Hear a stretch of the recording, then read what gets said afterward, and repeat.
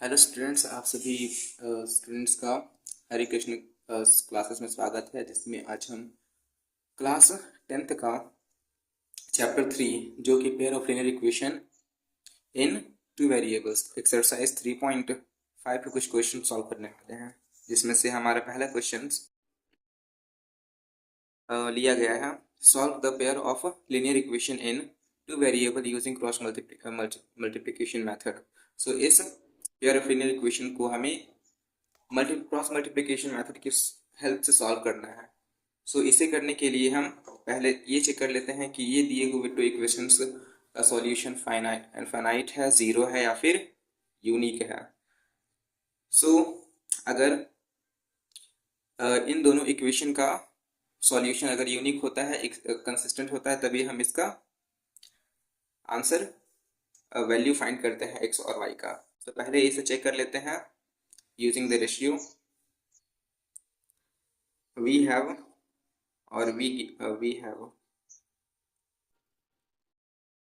this equation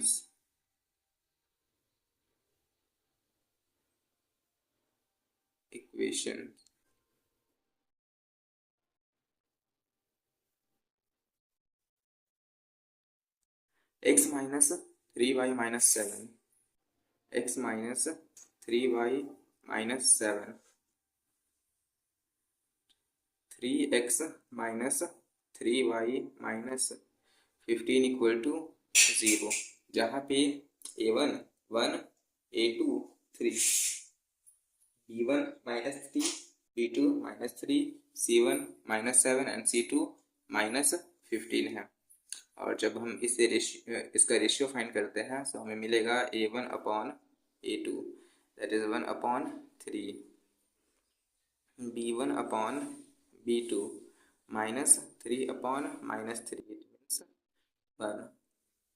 सो यहाँ पे हम देखते हैं कि a1 और a1 a2 का जो रेशियो है b1 b2 की रेशियो के इक्वल नहीं है। Here ratio of a1 a2 is not equal to b1 b2। और जब ऐसा सिचुएशन बनता है तो हम जानते हैं कि इक्वेशंस के जो सॉल्यूशन होंगे वो यूनिक होंगे। Therefore the given equation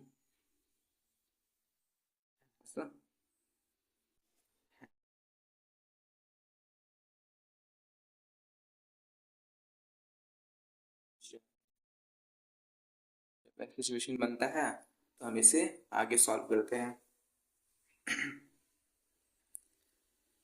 now solving the given equation by cross multiplication method।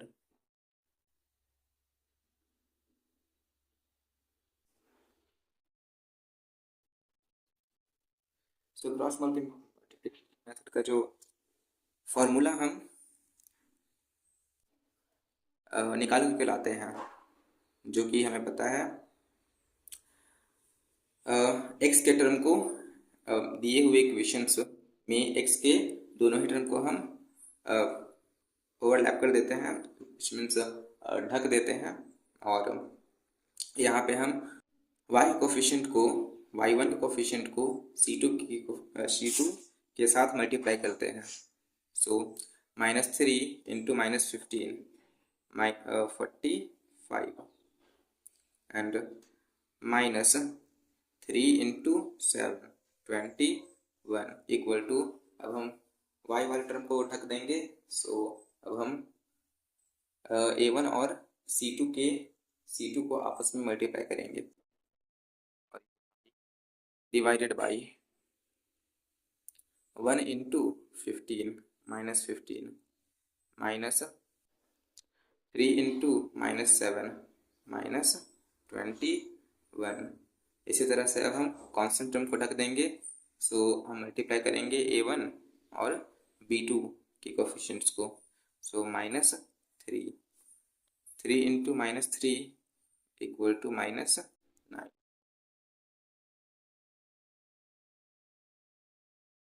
Now अब हमें इसके आगे सॉल्व करना है x डिवाइडेड बाई 45 माइनस 21, 5 में से 1 सब्ट्रैक्ट कर लिए, 4 बचा, और 4 में से 2, तो 2 equal to y upon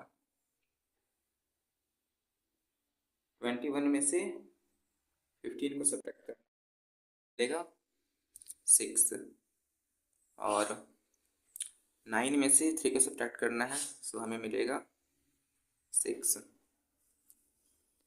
now from the first and the last fraction using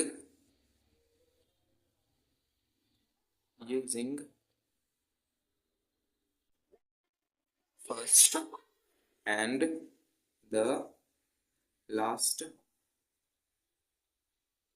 fraction।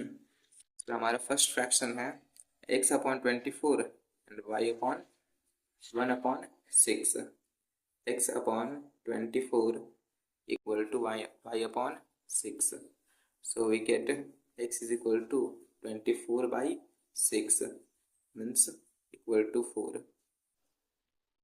and we get value of x is 4. Similarly, now equating second and the last fraction. Now again equating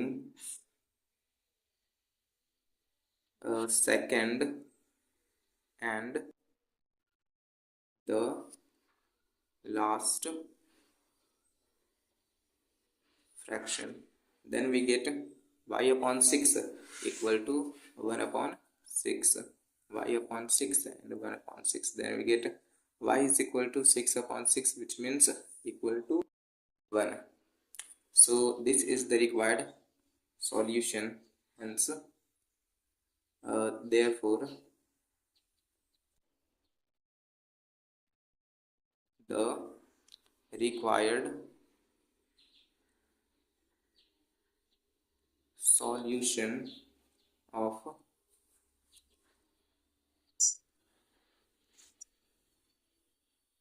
x is 4 and y is 1. Now अब हम एक और question को लेंगे जिसमें कहा गया है for which value of a and b does the following pair of linear equation have infinite number of solution. So यहाँ पे कहा जा रहा है दिए हुए दो इक्वेशंस में a और b का वैल्यू क्या रखें कि इन दोनों के जो इक्वेशंस हैं वो हमें इनफाइनाइट नंबर ऑफ सॉल्यूशन दे। सो हम जानते हैं कि इनफाइनाइट नंबर ऑफ सॉल्यूशन कब देते हैं, जब ratios of a1 upon a2, a1 upon a2, b1 upon b2 और c1 अपॉन c2 ये सभी इक्वल हो। तो हम रेशियोज में ही यहाँ पे वैल्यूज को रखने वाले हैं a1 a2 b1 b2 c1 c2 का। So answer we have equation 2x plus 3y minus 7 equal to 0,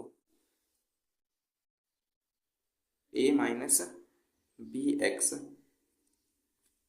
plus a plus by minus 3a plus b minus 2।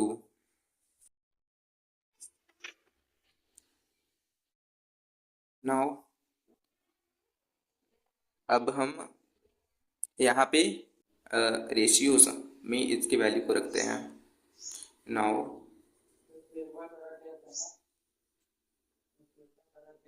putting the values of a1, a2, b1, b2 and c1, c2. Then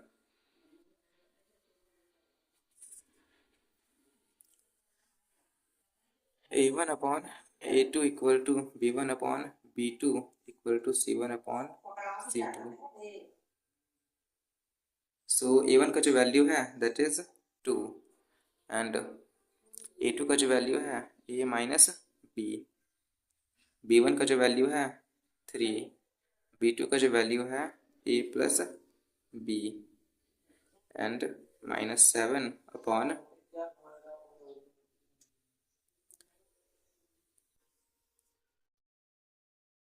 minus को अंदर में multiply कर देते हैं, तो कर देने पर हमें मिलेगा 1 माइनस b माइनस 3a।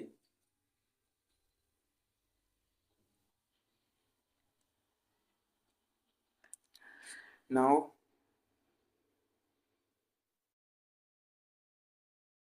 यहाँ पे हमें इक्वेट करना है फ्रैक्शन 1 एंड फ्रैक्शन 2 को। Now equating the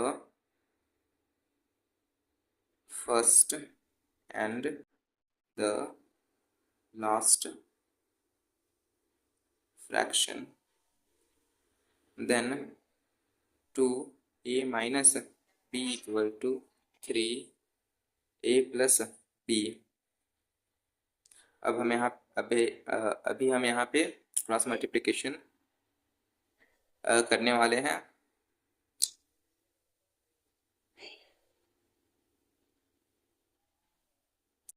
sorry cross multiplication करने वाले हैं। So 2 into A plus B, 3 into A minus B और मल्टीप्लाई करने पर हमें मिलेगा 2a plus 2b, 3a minus 3b,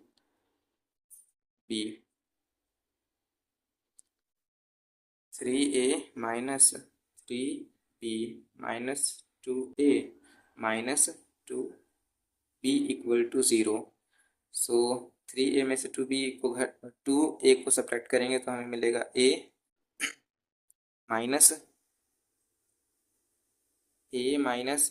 5b equal to 0. This is our equation number 1.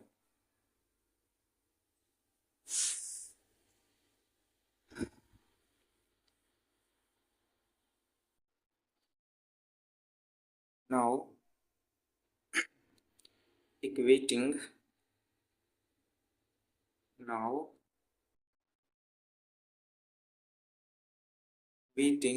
the second and the last fraction, then we get 3 upon a plus b minus 7 upon 2 minus b minus 3a। और यहाँ पे again हम cross multiplication करते हैं, then we get 3 into 2 means 6, 3 into minus b minus 3b, 3 into minus 3 a equal to minus 7a minus 7b।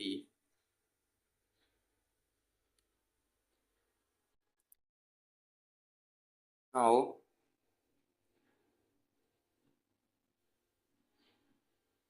Minus 7a minus 7b minus plus 9a plus 3b minus 6 equal to 0। So 9a में से जब हम 7a को subtract करेंगे then we gate 2a, और minus 7b में से जब हम 3b को सब्ट्रैक्ट करेंगे then we get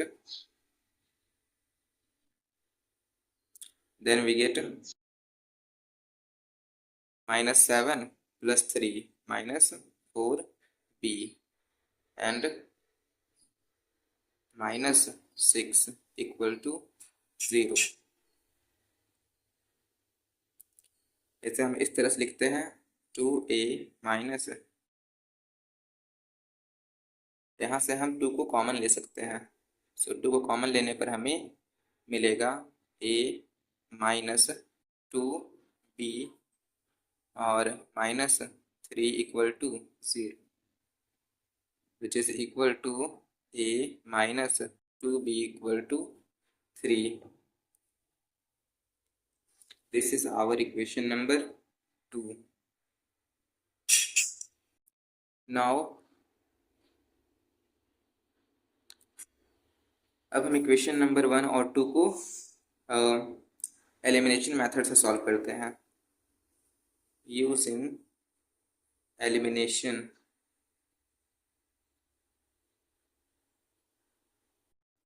method, subtracting equation 1 and 2, subtracting equation 1 from 2, then a -2b = 3, a -5b = 0।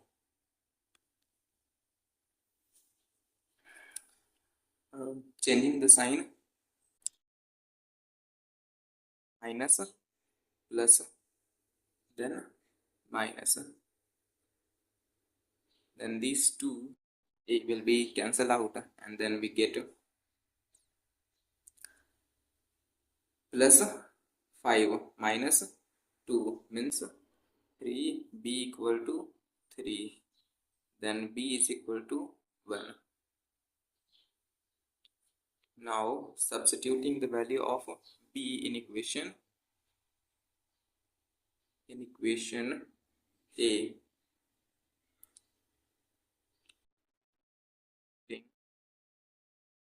the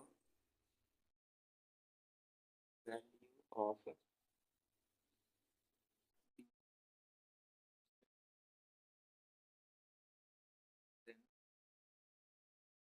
a -5b और a -5b और 5 इंटू b का वैल्यू हमारा 1 आया हुआ है equal to 0।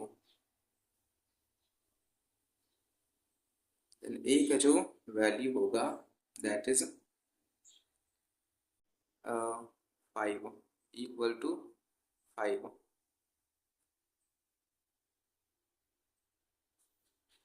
Therefore a is equal to 5 and